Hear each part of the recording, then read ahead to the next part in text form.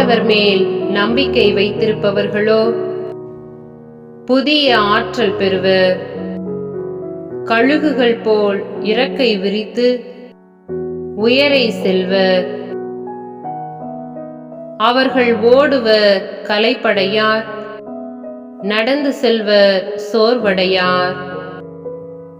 இறைவாக்கினர் எசாயா புத்தகம் 40வது அதிகாரம் 31வது இறை திருவசனம்.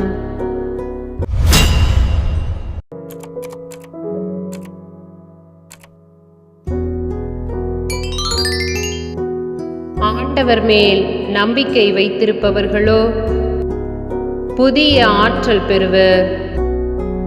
கழுகுகள் போல் இறக்கை விரித்து உயரை செல்வர்.